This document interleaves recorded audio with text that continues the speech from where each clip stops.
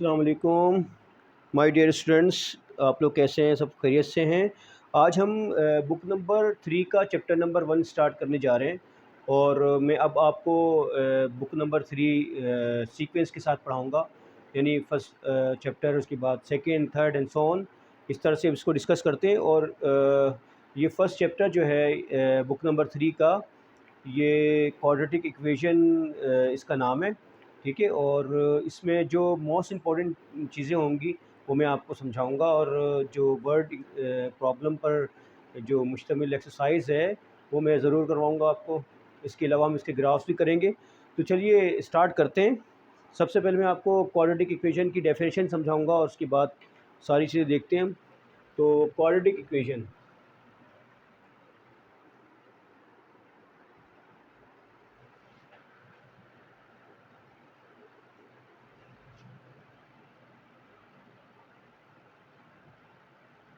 Quadratic equation,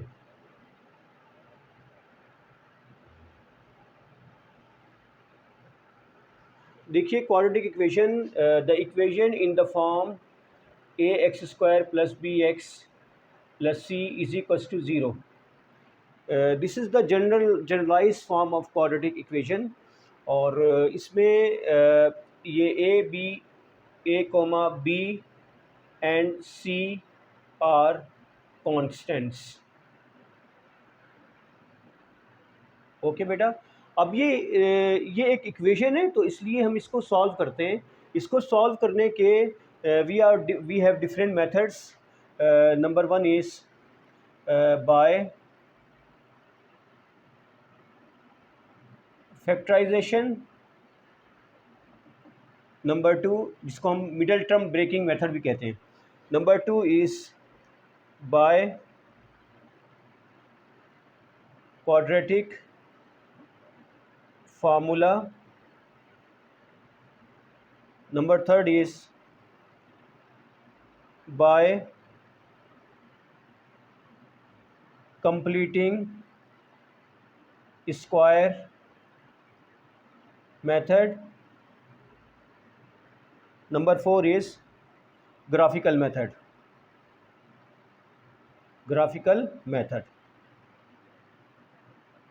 okay, अच्छा, ये quadratic formula क्या होता है यहाँ मैं लिख देता हूँ। x is equals to minus B plus minus B square minus 4ac within under root whole divided by 2a। This is a quadratic formula. ठीक है, तो ये हमारे पास इसको सॉल्व करने के मेथड्स हैं। ठीक है, तो इसको हम वन बाय वन भी डिस्कस करेंगे, लेकिन मैं आज आपको कुछ इसकी मैं और भी चीज़ें बताऊंगा जो इसमें इस चैप्टर में जो इसके अलावा जो चीज़ है वो क्वाड्रेटिक फंक्शन का ग्राफ है। ठीक है, क्वाड्रेटिक फंक्शन का ग्राफ है, यानी हम अगर फंक्शनल फॉर्म में लिखें क्वाड्रेटिक इक्वेशन को, तो is equals to A x square plus B x plus C. This is a quadratic function. इसका हमने ग्राफ प्लॉट करना होता है इसमें। ठीक है, तो अब हम इसको वन बाय वन देखेंगे लेकिन मेरा इरादा ये है आज इस क्लास में कि मैं आपको बस थोड़ा सा समझा दूंगा इसके अंदर। बाकी इसको डिटेल से हम इसकी बाद वाली क्लासेस में करेंगे, क्योंकि इसमें असल चीज़ जो है ना, वो जो ज़्यादा स्टूडेंट्स के लिए प्रॉब्लम क्रिएटर होती है, तो वो सबसे पहली चीज़ तो ये कंप्लीटिंग स्क्वायर, ये थोड़ा सा बच्चों को मुश्किल लगता है। ठीक है, और उसके बाद ग्राफिकल मेथड, ये ग्राफिकल मेथड, और उसके बाद फिर क्वाड्रेटिक इक्वेशन का जो फंक्शनल फॉर्म है, जो हमने y is equals to A x square plus B x plus c लिखा है, इसका ग्राफ प्लॉट करना। तो ये तीन इसमें चीज़ें ऐसी हैं कि जिसमें बच्चों को ज़्यादा प्रॉब्लम होता है, और बच्चों को ज़रा इसमें समझना होता है कि किस तरह से हम इसको देखेंगे। ठीक है, तो मैं आज की क्लास में आपको क्वाड्रेटिक फंक्शन का ग्राफ बताऊंगा किस तरह से प्लॉट करते हैं, लेकिन उससे पहले मैं आपको बाय कंप्लीटिंग स्क्वायर मेथड बता देता हूँ। ठीक है, तो फिर उसके बाद फिर हम आगे इसको देखेंगे। मेरा इरादा ये है कि one by one chapter start करेंगे इंशाल्लाह। देखिए, ये जैसे सपोज करें हमारे पास इक्वेशन है X square plus 4x plus 7 is equals to zero. ये हमारे पास क्वाड्रेटिक इक्वेशन। ओके, तो हमने इसमें इसको हमने देखिए हमने करना ये होता है कि जब भी क्वाड्रेटिक इक्वेशन आती है हमारे पास, तो उसको हमने चेक करना होता है कि मिडल टर्म ब्रेक हो रही है या नहीं हो रही, यानी कैन यू फैक्टराइज इट और नॉट। पहली बात तो ये देखना है ना इसमें। अच्छा, अगर तो फैक्टराइजेशन हो रही है तो बहुत अच्छी बात है, और अगर फैक्टराइजेशन नहीं हो रही तो हमारे पास उसके दो मेथड होते हैं, या तो हम उसे क्वाड्रेटिक फार्मूले से करते हैं या फिर हम उसको इस कंप्लीटिंग स्क्वायर मेथड से करते हैं। ठीक है, तो हमने एक्चुअली कंप्लीटिंग स्क्वायर मेथड यहाँ बताना है आपको, ये डिस्कस करेंगे हम इसमें, और हमने इसको कन्वर्ट करना है बेसिकली। इसको हम लिखते हैं कन्वर्ट, यहाँ पर ये क्वेश्चन है हमारे पास, तो इसमें लिखा हुआ है convert this into X minus A whole square plus B. हमने इसमें कन्वर्ट करना, और ये क्या है, ये परफेक्ट स्क्वायर फॉर्म है, सॉरी कंप्लीटिंग स्क्वायर फॉर्म भी कहते हैं, परफेक्ट स्क्वायर फॉर्म भी कहते हैं। ठीक है, तो अब हमें इसको करना किस तरह से, सबसे पहले तो हमने इसमें ये करना है कि ये जो आपको इक्वेशन नज़र आ रही है, तो इसमें हमने क्या करना है बेटा, लेफ्ट हैंड साइड पे वर्किंग करनी है हमने ना। और सबसे पहले देखें, ये एक्स स्क्वायर है, ये एक्स है, तो हमने क्या करना है, एक्स जो कोफिशिएंट नज़र आ रहा है आपको 4, इसको हमने पिक करना है यहाँ से ना। तो 4 को पिक किया और इसको मल्टीप्लाई किया 1/2 से, 1/2 से मल्टीप्लाई करेंगे तमाम ये, अब ये जो एक्स जो है, ये एक्स वाली टर्म जो नज़र आ रही है आपको, इसका जो कोफिशिएंट है, ये बेसिकली क्वेश्चन टू क्वेश्चन, ये यानी इक्वेशन टू इक्वेशन ये वेरी करेगा, बट 1/2 विल रिमेन सेम। हमने तमाम ये जो हमने एक्स का कोफिशिएंट जो पिक करेंगे यहाँ से, उसको सबको हमने 1/2 से ही मल्टीप्लाई करना है, हमेशा याद रखिएगा। और इसको फिर स्क्वायर करेंगे, इसका हम इजी स्क्वायर करने के बाद जो आंसर आएगा, जैसे 2 2 ज़ा 4, तो हमारे पास आंसर क्या है, 2 का स्क्वायर 4 आ गया। अब हमने 4 को ऐड और सब्ट्रैक्ट करना है यहाँ पर, तो इसको लिखेंगे X square plus 4x plus 4 minus 4 plus 7 will remain same is equal to 0। Okay, तो अब ये हमारे पास ये फर्स्ट 3 टर्म्स जो हैं, ये इसको हम इसका हम परफेक्ट स्क्वायर बनाएंगे किस तरह से, कि हम ये फर्स्ट आपको टर्म नज़र आ रही है और ये लास्ट टर्म नज़र आ रही है, इन दोनों का रूट लेंगे। एक्स स्क्वायर का रूट क्या होता है, एक्स होता है, और 4 का रूट क्या होता है, 2 होता है। अच्छा, ये यहाँ दरमियान में साइन किसका आएगा, हमेशा मिडल टर्म का साइन आता है, याद रखिएगा, और फिर इसका हम स्क्वायर कर देंगे। अब हम इसका स्क्वायर कर दिया हमने, तो अब हम इसको अगर एक्सपेंड करेंगे तो ये हमारे पास ऊपर ये 3 टर्म्स हैं, ये नज़र आ जाएंगी, ये मिल जाएंगी हमें। अच्छा, उसके बाद इसको भी सॉल्व कर लें, प्लस 3 इज इक्वल टू 0। तो ये हमने इसको कन्वर्ट कर दिया है यहाँ पर इस फॉर्म में। ठीक है, यहाँ पर तो नेगेटिव साइन है, तो यहाँ पर ये पॉजिटिव साइन है। ठीक है, तो इसका कोई इशू नहीं है। आप जब इसको और इसको कंपेयर करेंगे, you can easily find the value of A and B. So if you compare this and this, you can get A is equal to what, -2, and b is equal to 3, b is equal to 3। तो ये हमारे पास हमने इसको convert किया पहले इसमें, और फिर हमने इसको a और b की वैल्यू कैलकुलेट कर ली। बिल्कुल इसी तरह से आपको तमाम क्वेश्चंस करने हैं। ठीक है, असल में मैं आपको कुछ इसमें से ये करवाऊँगा, और ये बहुत इंपॉर्टेंट चीज़ें हैं। अब मैं आता हूँ यहाँ पर, जो कि मोस्ट इम्पॉर्टेंट है इस चैप्टर में, वो है ग्राफ ऑफ क्वाड्रेटिक फंक्शन। तो यहाँ पर हेडिंग डाल लेते हैं हम, ग्राफ ऑफ क्वाड्रेटिक फंक्शन।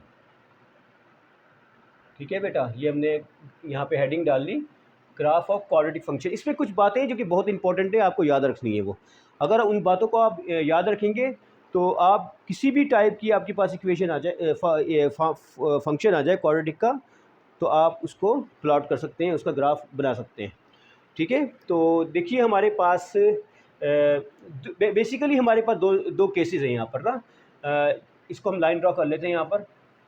इसमें यह है कि अगर तो सपोज़ करें आप कि आपके पास क्वाड्रेटिक इक्वेशन गिवन है, या ये बल्कि क्वाड्रेटिक फंक्शन की बात करते हैं, क्योंकि हम जो ग्राफ प्लॉट करेंगे फंक्शन का करेंगे। ओके, अगर आपके पास क्वाड्रेटिक फंक्शन गिवन है, और अगर वो ईज़िली आप उसको फैक्टराइज कर सकते हैं, ठीक है, तो एक तो ये केस है।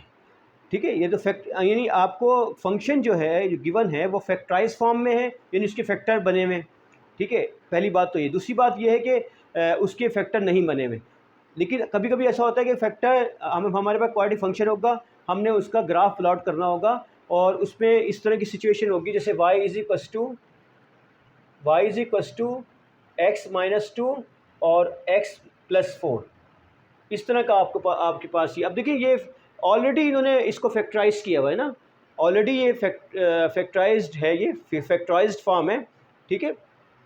दूसरा केस क्या होता है? दूसरा केस ये होता है कि यानी जो क्वाड्रेटिक इक्वेशन जो है वो या तो फैक्टराइजेशन उसकी हो सकती है या नहीं हो सकती। तो अब अगर नहीं हो सकेगी तो उसको आप इस तरह देखें, y is equals to X minus two whole square plus suppose करें यहाँ पर 4 लिखा हुआ है। ठीक है। तो ये तो कंप्लीटिंग स्क्वायर फॉर्म नज़र आ रही है आपको ना, ये उस सूरत में होती है जब क्वाड्रेटिक इक्वेशन के फैक्टर नहीं बनते। ठीक है। तो अब ये वाली इस फॉर्म को देखते हैं हम। तो ये हमारे पास ये फॉर्म गिवन है और हमने इसका ग्राफ प्लॉट करना है। तो ग्राफ प्लॉट करने में कुछ पॉइंट्स हैं। We have 4 points and you have to memorize the given 4 points, then you can easily sketch the graph. तो हम इसका ग्राफ प्लॉट करते हैं। ठीक है। अब इसमें सबसे पहले आपको ये देखना है कि ये आपके पास एक फॉर्म बन गई, लेकिन मैं उससे पहले आपको थोड़ा सा यहाँ पे और चीज़ें समझाना चाहता हूँ। वो ये है कि देखिए, अगर क्वाड्रेटिक इक्वेशन है आपके पास, सपोज करें y is equals to A x square plus B x plus c. ठीक है। अच्छा, अब यहाँ पर अगर आप देख रहे हैं कि a जो है ये बेसिकली इसका ग्राफ a पे डिपेंड करता है। अगर तो a पॉजिटिव है means greater than 0, if a greater than 0 तो इसका ग्राफ कैसे बनेगा? इस तरह बनेगा ग्राफ। इसको हम कहते हैं अपवर्ड पैराबोला। क्या कहते हैं इसको हम? Upward parabola number 1। या फिर हम इसे कहते हैं कप अप पैराबोला। एक बात तो समझ में आ गई आपको।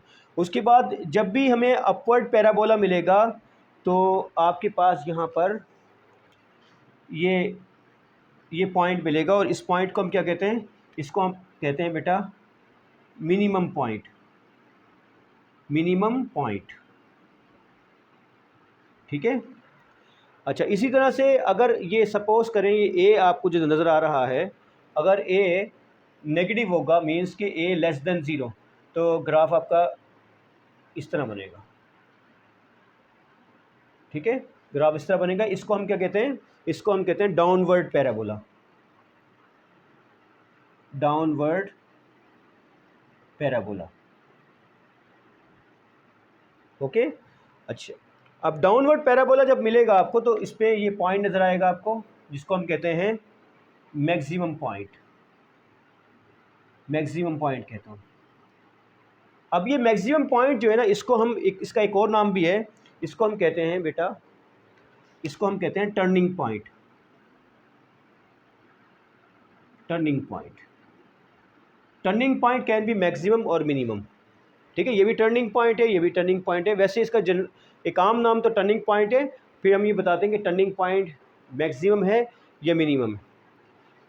ये केस कब है? ये दोनों में केस बनता है ना, बस डिपेंड करता है ये a के ऊपर। अगर a जो है ग्रेटर है तो इस तरह से डाउनवर्ड पैराबोला बनेगा, और अगर a जो है वो लेस देन है तो ये अपवर्ड पैराबोला बनेगा और ये डाउनवर्ड पैराबोला बनेगा। ओके। तो इस तरह से ये अब इसमें भी यही बात है ना, इसमें भी अब ये अगर मल्टीप्लाई करेंगे ना इन दोनों को तो ये फॉर्म बन जाएगी। ठीक है। और अगर इन दोनों को इसको a प्लस बी होल करके फॉर्म से एक्सपेंड करेंगे तो we will get this form. तो इस पे और इस पे दोनों में यही सिचुएशन बनती है, इसी तरह के पॉइंट आते हैं। तो अब हम आते हैं यहाँ पर, देखें इन दोनों को जब मल्टीप्लाई करेंगे इन दोनों ब्रैकेट्स को तो you will get x square positive x square आपको मिलेगा। तो इस पर हमारे पास कौन सा केस है? ये केस है। ठीक है। जब एक्स a जो है ग्रेटर होगा 0 से तो हमारे पास डाउनवर्ड पैराबोला बनेगा। तो यहाँ से ये बात पता चल गई। अच्छा, उसके बाद अब जो इसके स्टेप्स हैं उसको फॉलो करते हैं। स्टेप नंबर 1 सबसे पहले क्या करना है, find x intercept. X intercept means values of x, ठीक है।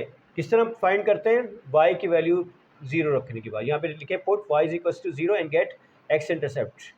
तो x minus 2 into x plus 4 is equal to 0।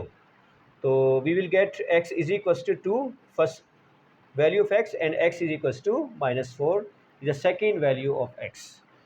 तो x इंटरसेप्ट निकाले। Number 2 we have to find y intercept.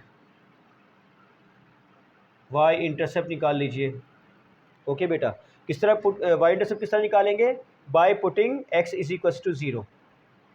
किस में पुट करेंगे, यहाँ पुट करेंगे। तो y is equal to 0 minus 2 times 0 plus 4 is equal to minus 2 multiply by 4 is equal to minus 8। तो y is equal to minus 8 is over y intercept. Okay, अच्छा ये y intercept निकाल लिया। Number 2 y intercept हो गया। Number 3 जो है हमारे पास वो हमने फाइंड करनी है बेटा यहाँ पर लाइन ऑफ सिमिट्री। ये बहुत इंपॉर्टेंट है ना, लाइन ऑफ सिमिट्री। अब लाइन ऑफ सिमिट्री बताना भी है क्या होती है, चलो इसको बाद में देखते हैं, पहले आपको बता देते हैं यहाँ पे लाइन ऑफ सिमिट्री क्या होती है बेटा। देखिए number 3 we have to find line of symmetry. Line of symmetry, line of symmetry किस तरह फाइंड करते हैं। देखिए हमने करना क्या है, इन एक्स इंटरसेप्ट को ऐड करना है और डिवाइड बाय 2 करना है। तो इज इक्वल टू, और लाइन ऑफ सिमिट्री क्या होती है, एक्स की वैल्यू होती है। क्यों होती है बताता हूँ अभी आपको। 2 माइनस 4 डिवाइडेड बाई 2, तो ये माइनस 2 हो गई, डिवाइड बाई 2 1। तो इसका मतलब ये हुआ बाय हमारे पास आ गई x is equal to minus 1 is the line of symmetry. अच्छा लाइन ऑफ सिमिट्री क्या होती है मैं आपको बताता हूँ। देखिए हम जो ग्राफ पढ़ रहे हैं ना, हमारे पास दो ही सिचुएशन है, या तो ग्राफ हमारा ऐसा है या ग्राफ हमारा ऐसा है, ठीक है। तो लाइन ऑफ सिमिट्री क्या होती है कि ऐसी वर्टिकल लाइन होती है। एक बात जहन में रखिएगा बेटा कि x is equal to any number, यहाँ लिख देता हूँ मैं कि x is equal to any number. Any number का मतलब क्या होता है, वर्टिकल लाइन, वर्टिकल लाइन। अच्छा इसी तरह से y is equal to any number,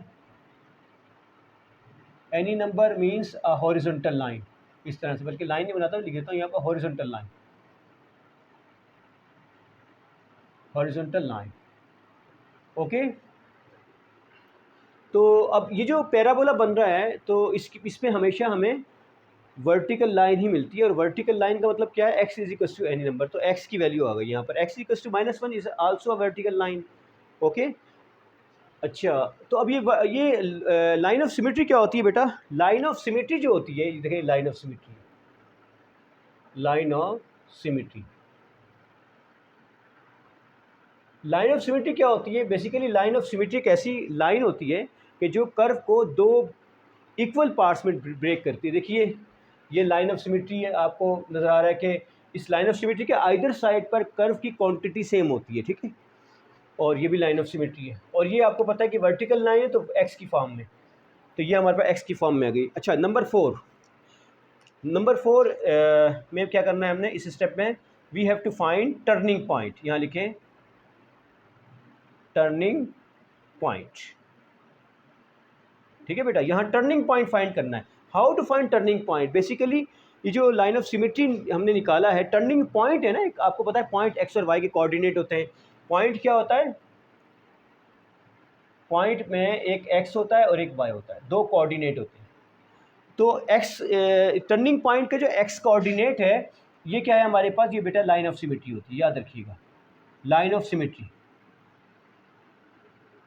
और दूसरी बात क्या याद रखने वाली है कि टर्निंग पॉइंट जो होता है हमेशा लाइन ऑफ सिमिट्री पर एग्जिस्ट करता है। Turning point always exist on line of symmetry, इस बात को भी याद रखिएगा। तो हमने क्या करना, क्या ये एक्स की वैल्यू जो है माइनस 1 इसको फंक्शन में पुट करना है। फंक्शन कौन सा, ये, और we have to find y is equal to minus 1 minus 2 times minus 1 plus 4 is equal to, इसको सॉल्व कर लें, -3 आ गया, यहाँ से मल्टीप्लाई करें 3 तो is equal to -9 is your this is the y component of the turning point. y is equals to -9 is the y component of, यहाँ लिख रहा हूँ मैं y कोऑर्डिनेट भी कह सकते हैं, y coordinate of turning point, y coordinate of turning point. Okay बेटा, यहाँ तक समझ में आ गई बात। अच्छा, अब हमने क्या करना है, पॉइंट हासिल करना है किस तरह से, -1 -9, ठीक है बेटा, -1 -9 यहाँ तक पहुँच गया। यहाँ तक हमारा जो वर्किंग प्रोसीजर था वो कंप्लीट हुआ। अब हमने क्या करना है, अब हमने इसका ग्राफ प्लॉट करना है, ठीक है। मैं दोबारा से रिवाइज कर देता हूँ क्योंकि मुझे स्पेस चाहिए, यहाँ से मैं इसको रब करूँगा। देखिए फंक्शन गिवन था, हमने क्या किया, सबसे पहले एक्स इंटरसेप्ट फाइंड किया by putting y is equals to 0। X को इंटरसेप्ट क्या होता है, वैल्यूज़ ऑफ एक्स को कहते हैं, ठीक है। तो 2 वैल्यूज़ ऑफ एक्स आ गई यहाँ पर। उसके बाद y इंटरसेप्ट क्या होता है, y intercept value of y होता है, ठीक है। तो ये हमने by putting x is equals to 0 we can find the y intercept which is -8। उसके बाद लाइन ऑफ सिमेट्री फाइंड किया, आपको बता दिया line of symmetry is that line कि जिसके आइदर साइड पर कर्व की क्वांटिटी क्या होती है, सेम होती है। ये बता दिया आपको किस तरह फाइंड करते हैं। दोनों एक्स इंटरसेप्ट को हम ऐड करेंगे और we have to divide it with 2, we can find the x coordinate of the turning point. In other words we can say that this is the line of symmetry. Turning point किस तरह फाइंड करते हैं, ये जो हमारा x coordinate of the line turning point निकला, इसको फंक्शन में पुट करेंगे and we can get the y coordinate of the turning point. Okay, अब हमारे पास ये चीज़ें आ गई, तो अब हमने क्या करना है, इसको ग्राफ प्लॉट करना है। तो यहाँ पर साइड पे हम इससे ग्राफ प्लॉट करते हैं। बहुत अच्छे से समझना है आपको ये, क्योंकि यहाँ से समझ जाएंगे तो आपको आगे भी बहुत आसानी होगी। तो ग्राफ प्लॉट करते हैं इसका बेटा, ये हमारे पास। तो सबसे पहले हमने क्या करना है, 2 और -4, ये हमारे पास 1 और ये 2, -1 -2 -3 and -4, this is -4 and this is 2। Okay, ये काम कर लिया। अच्छा, उसके बाद क्या करना है आपने, y इंटरसेप्ट विच इज़ -8। तो -8 है ये, नीचे इसको ले जाएं आप, थोड़ा सा और इसको ड्रा कर दें नीचे। तो 1 2 3 एंड 4, दिस इज़ -8। हमने ईच को हमने -2 के इक्वल ले लिया। ओके, -8 आ गया। अच्छा, अब क्या करना है, हमने लाइन ऑफ सिमेट्री ड्रॉ करनी है। लाइन ऑफ सिमेट्री किस तरह ड्रॉ करनी है, -1 is over line of symmetry. तो हमने क्या करना है, -1 आपको नज़र आ रहा है, ये -1 है, तो हमने क्या करना है, ये लाइन ऑफ सिमेट्री ड्रॉ कर दें बेटा। और कोशिश कीजिएगा कि लाइन ऑफ सिमेट्री को एक कलर पेंसिल से करें ताकि आप इजीली लाइन ऑफ सिमेट्री आपको नज़र आ जाए। ये हमारे पास क्या है, ये बेटा y x is equals to -1 is over line of symmetry. Okay, यहाँ तक पहुँच गए। अच्छा, अब आते हैं हम टर्निंग पॉइंट के। मैंने आपको बताया कि turning point always exist on line of symmetry. इसी लाइन ऑफ सिमेट्री पे एग्जिस्ट करेगी। नीचे करती है, ऊपर करती है, देख लेते हैं इसको हम। -1 तो ये आ गया, ठीक है। -9 कहाँ है बेटा, ये -8 है, तो -9 कहाँ होगा, -9 यहाँ पर होगा, ठीक है। This is over turning point. अच्छा, ये बात क्लियर हो गई आपको। अच्छा, अब क्या है, अब आपने ये देखना है कि जहाँ जहाँ से कर्व को पास होना है उसको मेंशन कर दिया आपने। किस तरह मेंशन करेंगे, देखें, -4 में से पास होगा कर्व, तो इसको यहाँ पर मेंशन करें। 2 में से पास होगा, यहाँ मेंशन करें। और उसके बाद y इंटरसेप्ट में से पास होगा, इसको मेंशन करें, ठीक है। और आपको पता है ग्राफ किस तरह बनना है, हमारा ग्राफ इस तरह बनना है क्योंकि x क्या है, पॉजिटिव है। तो चलिए ग्राफ प्लॉट कर देते हैं। यहाँ पर हम इस तरह से बनाएं ग्राफ, इस तरह से ग्राफ,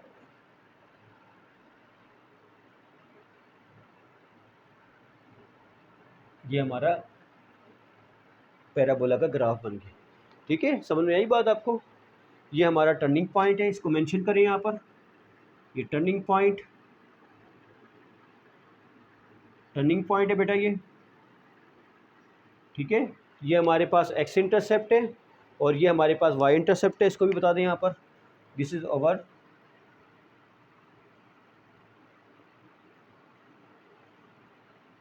ये y इंटरसेप्ट है बेटा। तो इस तरह से हम ग्राफ प्लॉट करते हैं। तो उम्मीद है कि आपको ये बात समझ में आ गई होगी। और अगर किसी किस्म का कोई प्रॉब्लम हो तो मुझे ज़रूर बताइएगा। फिर नेक्स्ट क्लास में इसका सेकंड केस देखेंगे कि जिसमें हमारे पास ये डाउनवर्ड पैराबोला बन रहा होगा। ठीक है, तो तब तक के लिए फिर आपसे इजाज़त चाहता हूँ मैं। अस्सलाम वालेकुम।